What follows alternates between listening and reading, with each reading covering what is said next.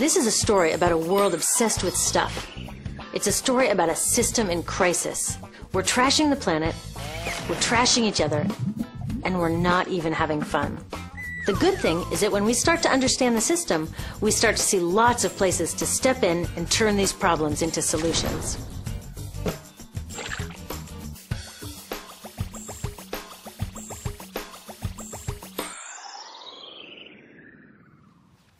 One of the problems with trying to use less stuff is that sometimes we feel like we really need it. What if you live in a city like, say, Cleveland, and you want a glass of water? Are you going to take your chances and get it from the city tap? Or should you reach for a bottle of water that comes from the pristine rainforest of Fiji? Well, Fiji brand water thought the answer to this question was obvious, so they built a whole ad campaign around it. It turned out to be one of the dumbest moves in advertising history. You see, the city of Cleveland didn't like being the butt of Fiji's jokes, so they did some tests, and guess what? These tests showed a glass of Fiji water is lower quality, it loses taste tests against Cleveland Tap, and costs thousands of times more. This story is typical of what happens when you test bottled water against tap water. Is it cleaner? Sometimes, sometimes not. In many ways, bottled water is less regulated than tap. Is it tastier? In taste tests across the country, people consistently choose tap over bottled water.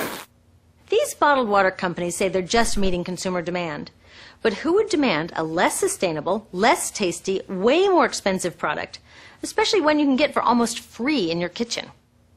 Bottled water costs about 2,000 times more than tap water. Can you imagine paying 2,000 times the price of anything else? How about a $10,000 sandwich? Yet people in the U.S. buy more than 500 million bottles of water every week. That is enough to circle the globe more than 5 times. How did this come to be? Well, it all goes back to how our materials economy works, and one of its key drivers, which is known as manufactured demand. If companies want to keep growing, they have to keep selling more and more stuff. In the 1970s, giant soft drink companies got worried as they saw their growth projections starting to level off. There's only so much soda a person can drink. Plus, it wouldn't be long before people began realizing that soda is not that healthy and turned back to, gasp, drinking tap water. Well, the companies found their next big idea in a silly designer product that most people laughed off as a passing yuppie fad. Water is free, people said back then. What will they sell us next? Air? So how do you get people to buy this fringe product? Simple. You manufacture demand. How do you do that? Well, imagine you're in charge of a bottled water company. Since people aren't lining up to trade their hard-earned money for your unnecessary product, you make them feel scared and insecure if they don't have it. And that's exactly what the bottled water industry did. One of their first marketing tactics was to scare people about tap water with ads like Fiji's Cleveland campaign. When we're done, one top water executive said, tap water will be relegated to showers and washing dishes. Next, you hide the reality of your product behind images of pure fantasy. Have you ever noticed how bottled water tries to seduce us with pictures of mountain streams and pristine nature? But guess where 1/3 of all bottled water in the U.S. actually comes from? The tap. Pepsi's Aquafina and Coke's Dasani are 2 of the many brands that are really filtered tap water. But the pristine nature lie goes much deeper. In a recent full-page ad, Nestle said, bottled water is the most environmentally responsible consumer product in the world. What? They are trashing the environment all along the product's life cycle. Exactly how is that environmentally responsible? The problems start here with extraction and production, where oil is used to make water bottles. Each year, making the plastic water bottles used in the U.S. takes enough oil and energy to fuel 1 million cars. All that energy spent to make the bottle, even more to ship it around the planet, and then we drink it in about 2 minutes? That brings us to the big problem at the other end of the life cycle, disposal. What happens to all these bottles when we're done? 80% end up in landfills, where they will sit for thousands of years, or in incinerators, where they are burned, releasing toxic pollution. The rest gets collected for recycling. I was curious about where the plastic bottles that I put in the recycling bins go. I found out that shiploads were being sent to India, so I went there. I will never forget riding over a hill outside Madras, where I came face to face with a mountain of plastic bottles from California. Now, real recycling would turn these bottles back into bottles. But that wasn't what was happening here. Instead, these bottles were slated to be downcycled, which means turning them into lower quality products that would just be chucked later. The parts that couldn't be downcycled were thrown away there, shipped all the way to India just to be dumped in someone else's backyard. If bottled water companies want to use mountains on their labels, it would be more accurate to show one of these mountains of plastic waste.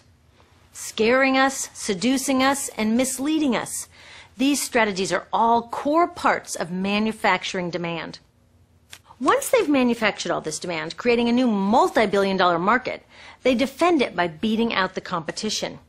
But in this case, the competition is our basic human right to clean, safe drinking water. Pepsi's vice chairman publicly said, "The biggest enemy is tap water." They want us to think it's dirty and bottled water is the best alternative. In many places, public water is polluted, thanks to polluting industries like the plastic bottle industry. And these bottled water guys are all too happy to offer their expensive solutions, which keep us hooked on their products. It is time we took back the tap. That starts with making a personal commitment to not buy or drink bottled water unless the water in your community is truly unhealthy. Yes, it takes a bit of foresight to grab a reusable bottle on the way out, but I think we can handle it.